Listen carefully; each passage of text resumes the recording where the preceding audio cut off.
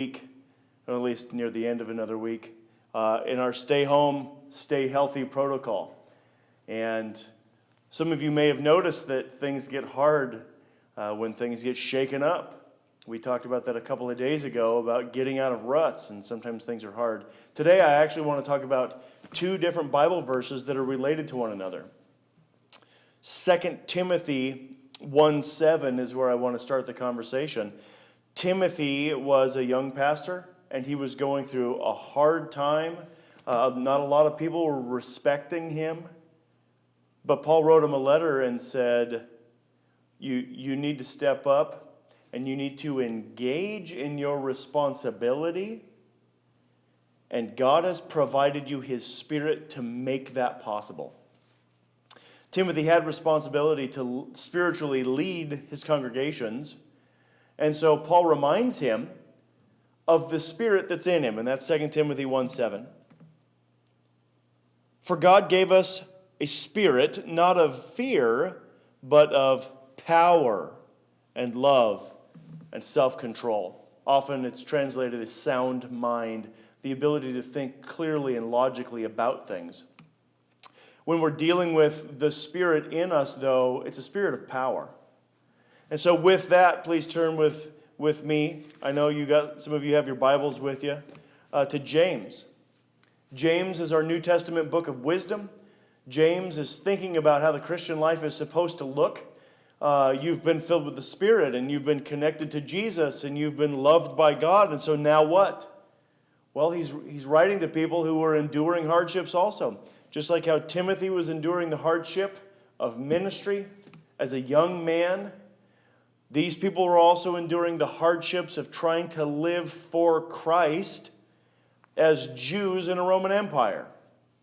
The people that James were writing to were undoubtedly Jews.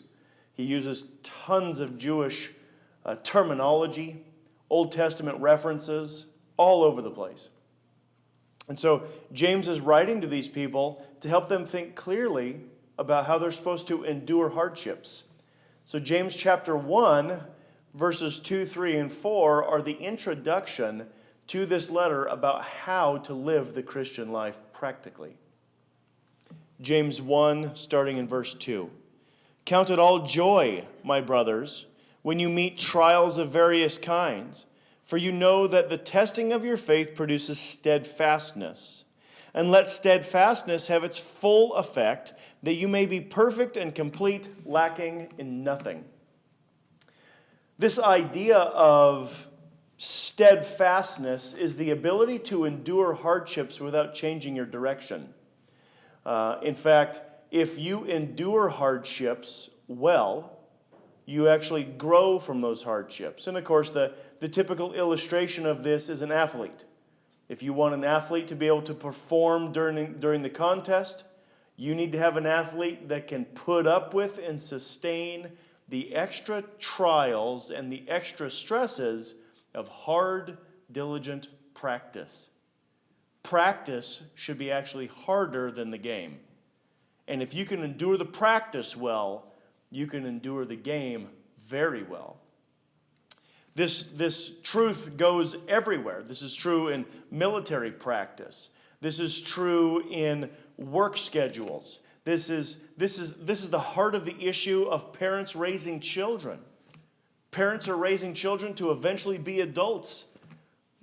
The child has to learn how to endure the hardships of doing hard things like, well, it starts out with feeding yourself and clothing yourself and taking yourself to the bathroom. And every young child, when they're going through that, it's way too hard, I can't do it.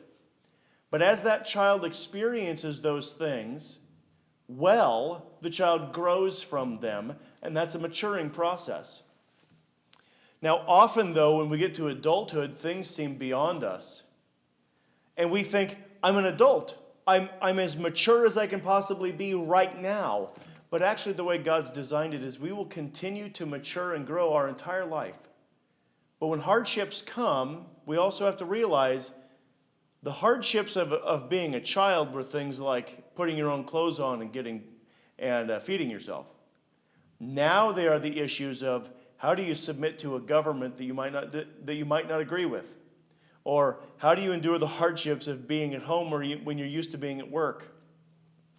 These are harder to deal with than putting your clothes on. In fact, putting your clothes on, probably, at least I'm hoping, is not a trial for anyone anymore. So as life goes on, the trials actually get harder. Today, you are in a trial that may seem like the hardest thing you've ever gone through. And the two things I want to share with you today are where we started. Number one, if you're a believer, you have the Spirit of God in you, and He's not a spirit that is weak or fearful. He's a spirit of power. How much power? The Spirit of God is God. God has all power. The Spirit has all power, and He is in you. You have the power to endure the hard thing that you're going through today because God has chosen to put a Spirit in you. You've been gifted with the ability and the strength to endure and grow from whatever you're going through. And that's what brings me to my second point, where Paul tells us in Timothy, the Spirit that we have is one of power.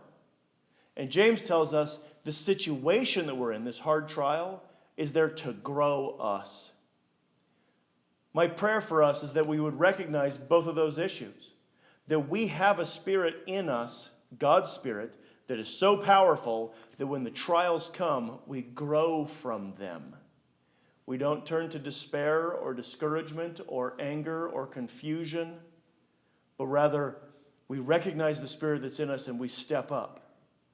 And as we endure those hard times, we are made stronger so that we can persevere. And James tells us that the end of that, its full effect, is that we would be complete and perfect, lacking in nothing. The hard time you're going through today, God may not like it if it's evil, but God will use it to make you a stronger, more productive, more healthy individual. May we all recognize those two issues and celebrate that God has us firmly in His hand, empowered to sustain and being built by that sustaining power. What a beautiful thing. So today, I pray that you would recognize these things and grow and do what James said here at the beginning, that you would count it all joy, my brothers, when you sustain different trials of many kinds. Have a good day, Peaceful Valley Church.